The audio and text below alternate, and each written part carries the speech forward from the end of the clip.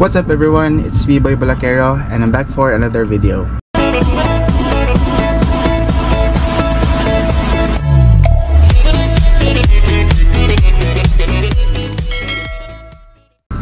Hi guys, so this video guys ay wala talaga akong planong mag-vlog ngayon guys kasi as you can see, nag-check ako ng test papers kasi nga it's our practical exam.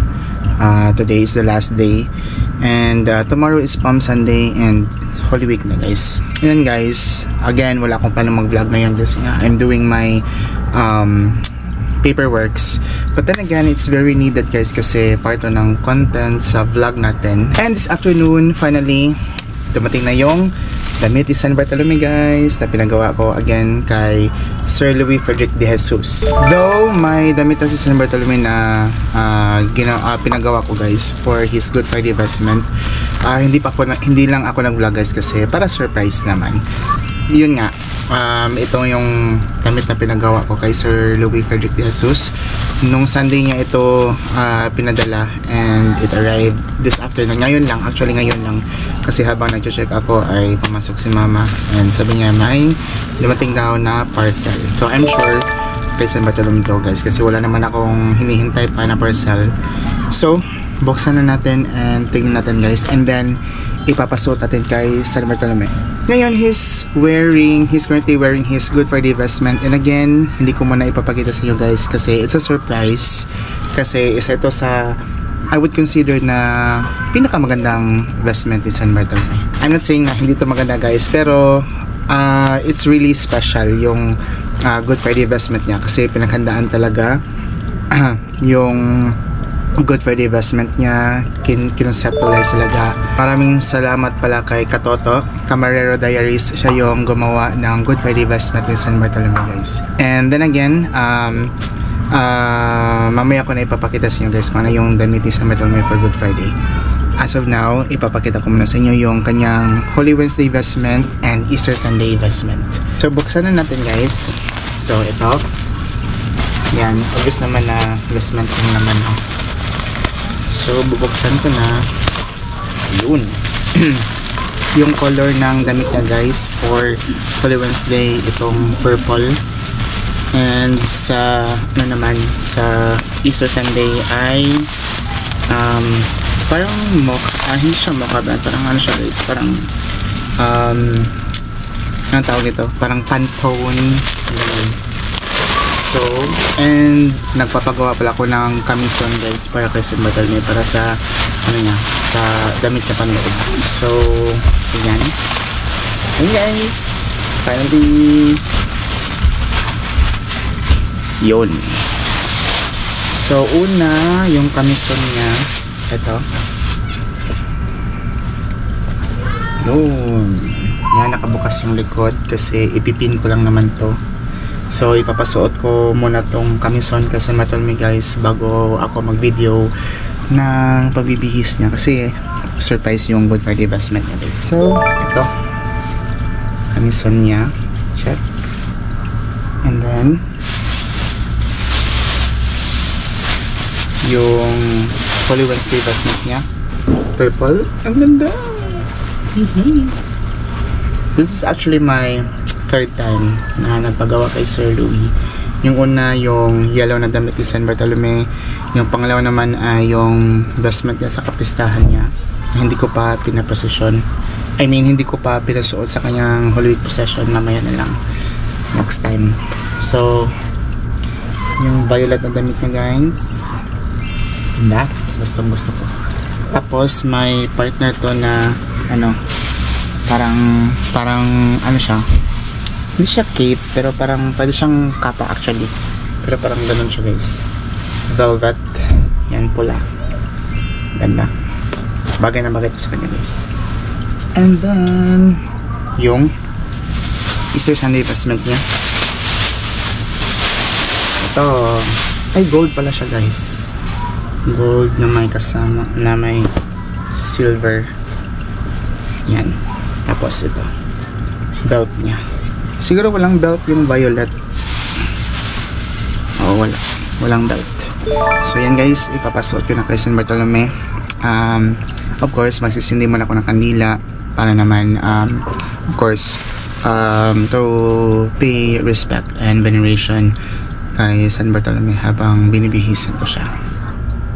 Hi guys, so ayan, as you can see, naka-kamiso na po si San Bartolome.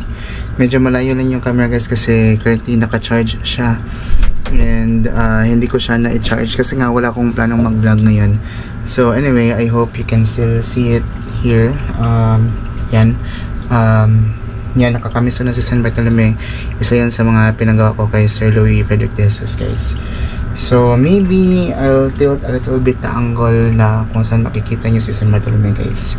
So bibihisan ko na siya guys sa kanyang Holy Wednesday vestment.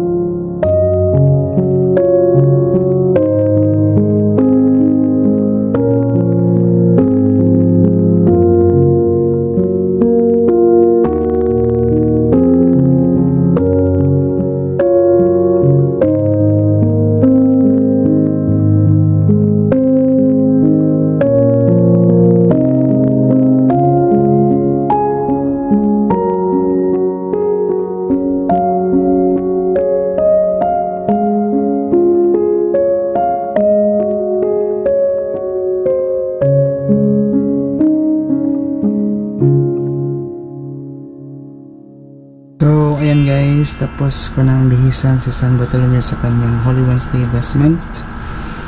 So, tignan nyo yung details guys. Sa ano yun, sa tela. Tapos, yung kamison niya, yan, nilabas ko. Velvet na red cloth. So, ayan guys. Yun. Ang gwapo niya, sobra. So, tinanggal ko lang saglit yung GoPro guys para meron kayong closer look. So, ito sa likod. Ganyan sa likod niya. Parang nakadrip lang. Ayan. Ayun. So, ngayon naman ay bibihisan ko siya sa kanyang Easter Sunday vestment.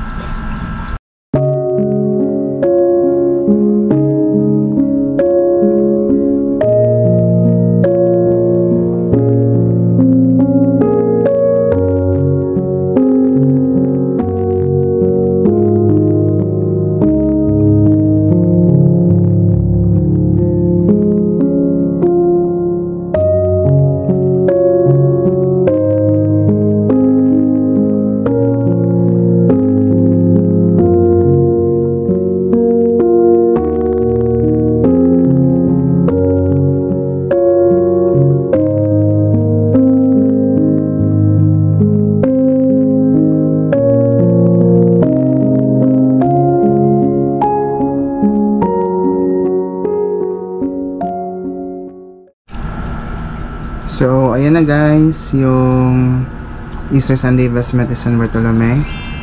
It's a combination of gold and silver.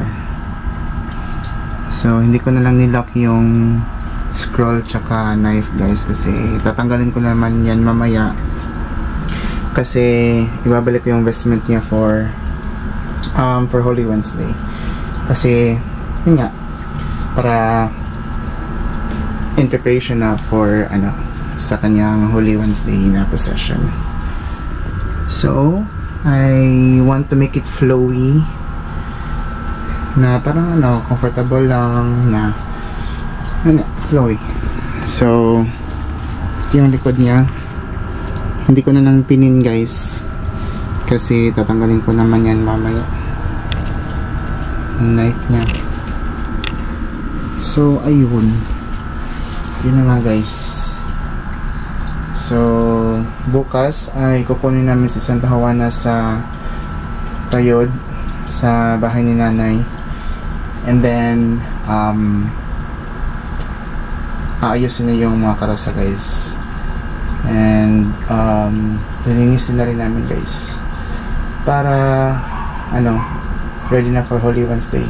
Kasi actually guys, honestly may pasok pa kami Monday and Tuesday, and we are also required to report to work. So ayun, yun nga, para marami pang kailangan paghandaan actually. And by Tuesday night, bibili na kami ng bulaklak.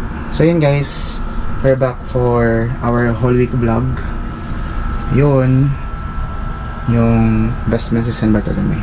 And that's all for our video for today mga kabalakeros. And if you like this video, don't forget to hit the like button, share it to your friends, and comment down below guys kung ano yung mga gusto nyo i-comment sa video natin ngayon. And if you're still new to my channel, don't forget to subscribe and hit that bell button for you to be updated on my next uploads. Till the next video mga kabalakeros, bye!